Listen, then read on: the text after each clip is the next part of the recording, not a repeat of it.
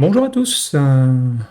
Aujourd'hui, je vous propose de découvrir une nouvelle application, en l'occurrence Gotify. Gotify, c'est une application, une forme de serveur de notification open source en fait, qui vous permet de recevoir des messages, des alertes. Et notamment, c'est très pratique parce qu'on peut le configurer dans diverses applications qui prévoient en fait de pouvoir s'interfacer avec Gotify. Et on peut également l'intégrer dans des scripts bash. Donc typiquement, vous allez voir, moi c'est ce que j'ai mis en place pour me être notifié, notamment lorsque mes scripts de sauvegarde s'exécutent avec succès. Donc, sans plus attendre, je vous propose de découvrir comment installer ce conteneur Docker Gotify. Je vous ai mis un lien ici vers le site web justement de la team. Donc, vous aurez là toute la documentation justement sur comment paramétrer correctement Gotify, comment l'utiliser. Il y a également des exemples qui sont donnés. Donc la première chose à faire, alors dans mon cas c'est très spécifique, comme vous le savez en fait, pour la configuration de mes volumes Docker, j'utilise des volumes NFS. Donc la première chose que je vais faire, c'est aller créer sur mon serveur NFS un répertoire qui nous permettra en fait de persister les données de l'application. Donc c'est ce que je vous ai décrit ici. Donc je vais copier la ligne de commande. Je me suis déjà connecté en SSH sur mon serveur NFS, mon NAS. Donc, on va créer le répertoire. Alors, la petite subtilité, c'est que moi, j'ai déjà installé Gotify sur mon serveur. Donc, je vais juste créer un répertoire Gotify test.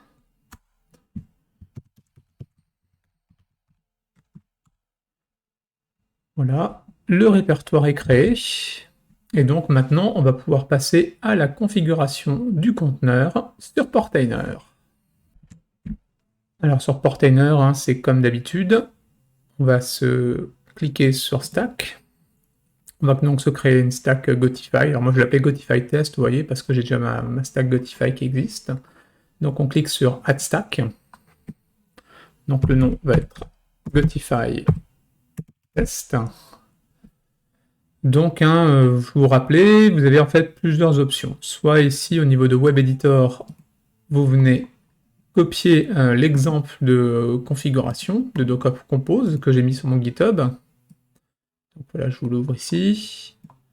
Donc soit vous venez copier tout ce contenu-là ici dans l'interface de Portainer, ou alors si vous voulez faire un lien vers mon repo Git, vous pouvez le faire à partir de ce tableau en mettant ici l'URL. On la sélectionne, on la copie,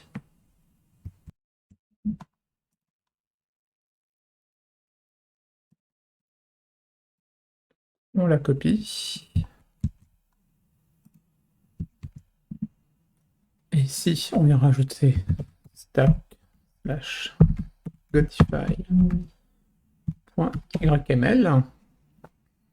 Ensuite vous venez cocher ici pour avoir les updates. Et ensuite ici vous venez cocher sur Advanced Mode et vous venez copier-coller ici les valeurs. Autrement, comme je vous le disais, vous pouvez directement passer ici dans le Web Editor. Je vais vous le faire comme ça. Je pense que la plupart des gens vont faire comme ça. Et donc, ça nous permet de voir la configuration du fichier, qui est assez simple. Donc, le nom du conteneur, moi je vais l'appeler Gotify Test parce que j'ai déjà un conteneur Gotify qui existe. Donc, au niveau des politiques de redémarrage, c'est du on-and-stop comme d'habitude, l'image du serveur Gotify, le petit label Watchtower pour qu'on puisse avoir la mise à jour de l'image et du conteneur, donc qui s'opère automatiquement via Watchtower, la variable de la port qu'on viendra personnaliser, donc c'est le port qu'on va utiliser sur la machine, donc sur le host. Il va donc faire la correspondance avec le port 80 du conteneur. un nom d'utilisateur et un password pour créer un utilisateur Gotify par défaut. La time zone, donc Europe, Paris. Pour la persistance des données, pour ma part, j'utilise un volume NFS qu'on déclare ici. Vous voyez, NFS data type NFS. Donc avec deux variables, adresse et pass NFS data. Donc adresse, c'est l'adresse de mon serveur NFS. Pass NFS data, c'est le chemin local donc, sur mon serveur NFS. Donc c'est le répertoire qu'on vient de créer tout à l'heure. Donc bien entendu, hein, si vous ne voulez pas persister les données à travers un volume NFS, rien ne vous empêche ici tout simplement de mettre un point de montage local sur votre serveur. Donc vous mettez le chemin sur votre serveur qui fera la correspondance avec ce chemin sur le conteneur. Et au niveau des réseaux, donc toujours front-end et back-end, qui sont les deux réseaux de ma configuration en fait qu'on retrouve ici. Au niveau des variables d'environnement, donc je vous les ai déclarées ici pardon, sur ma page. Donc, vous pouvez les copier et venir les coller. Donc, au niveau du port, moi je ne vais pas utiliser le port 4080 parce que je l'utilise déjà dans ma configuration. Donc vous pouvez mettre donc vous pouvez laisser vos 4080 je pense, hein, mais moi je vais mettre 4090. J'ai mis un user mot de passe par défaut, je vous laisse les personnaliser. Et là, l'URL de mon NAS, qui héberge donc le serveur NFS, et ici, le chemin que l'on vient, le répertoire, pardon, vers le chemin vers le répertoire plutôt que l'on vient de créer. C'est plus simple. Je pense que tout est bon, donc maintenant, on n'a plus qu'à sauvegarder notre stack.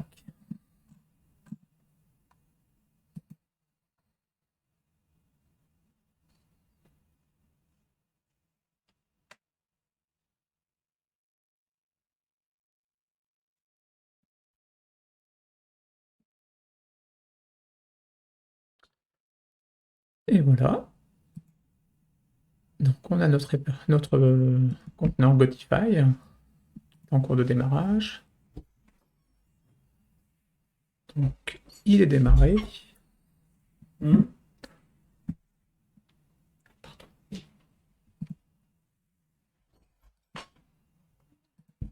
On va peut-être aussi démarrer celui qui est utilisé aujourd'hui pour entre guillemets ma production. Donc on va se connecter dessus. Ah,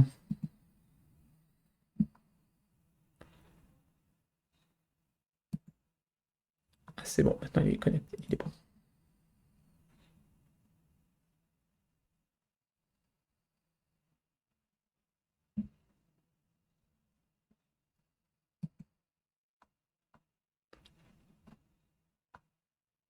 Donc en username, vous mettez ici admin et en password, donc le password qu'on a mis, azerty1234 arrobas, et vous cliquez sur login.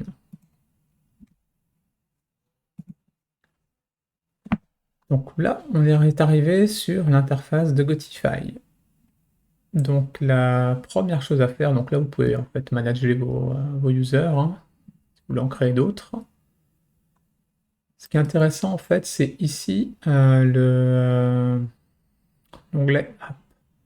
Puisqu'en fait, c'est ici qu'on va venir créer des tokens qu'on va pouvoir utiliser derrière dans la configuration de nos applications lorsqu'elles ont besoin d'envoyer des messages vers le serveur Gotify. Je vais vous donner un exemple. Imaginons qu'on veuille, par exemple, que Proxmox nous envoie des notifications. Donc on va créer ici une application Proxmox avec un niveau de priorité. Alors le plus fort c'est 10, le moins fort c'est 0. Mettons simple. Create. Donc là voilà, ça vous crée une application et là en fait vous avez un token qui va devoir être utilisé justement pour pouvoir envoyer des messages vers le serveur. Donc, concrètement, par exemple, si vous êtes dans Proxmox, vous avez moyen de paramétrer ici Gotify, vous allez dans Data Center, dans Notification, vous voyez moi je l'ai déjà paramétré, vous faites Add Gotify, donc vous créez ici une configuration, vous pouvez l'appeler Spotify, bon moi j'ai déjà créé, hein. Enable, vous le laissez cocher. Donc là, serveur URL, vous prenez l'URL de votre serveur Gotify. Dans API token, vous venez mettre l'API, le token qu'on a vu, pardon, ici. Et donc l'URL, hein, vous auriez juste à prendre ici.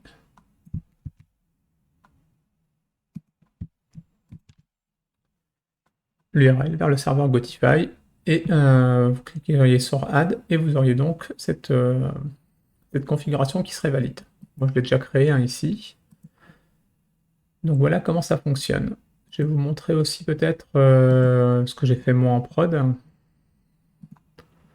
Hop, pour que vous voyez. Donc ici en fait, moi je l'ai fait pour Proxmox, pour en fait MyNAS, MyAnsible. C'est typiquement des configurations qui sont liées à des scripts. Donc c'est des scripts en fait. Vous voyez que sur mon NAS, à chaque fois que mon script de backup s'exécute, ça m'envoie une notification. Idem pour Ansible. Et donc j'ai également fait de même au niveau de mes conteneurs Docker, Watchtower et Dune. Maintenant j'ai fait en sorte qu'ils m'envoient des notifications sur mon serveur Gotify. Donc c'est plutôt pas mal. Et du coup voilà, c'est comme ça maintenant que je fonctionne au niveau de la gestion de mes notifications. Je pense que oui, non, je pense qu'on a à peu près tout dit. Peut-être le tout dernier point, je vous ai mis là, voilà, sur mon GitHub, ben, je vous ai mis un exemple en fait de script que vous pouvez intégrer dans un script bash sur votre serveur. Donc vous voyez, c'est assez simple hein, pour gérer une notification. Donc on déclare plusieurs variables. Ici URL qui est l'URL vers votre serveur Gotify, hein, le token, donc c'est ce qu'on a vu tout à l'heure, un message que vous personnalisez, et ensuite à travers curl en fait, on génère une notification en fait via cet appel post, donc qui prend l'URL qu'on a déclaré ici vers le serveur, message token, ici ça va mettre le token qu'on a déclaré ici, et ça génère une notification. Là, vous pouvez mettre le titre de la notification où vous voulez et le message qui est celui de la variable. Donc voilà, c'est comme ça que ça fonctionne. C'est assez simple. Donc n'hésitez pas hein, si vous avez des questions, j'essaierai d'y répondre comme d'habitude. J'espère que cette vidéo vous sera utile. Et puis je vous souhaite une bonne semaine. Allez, ciao!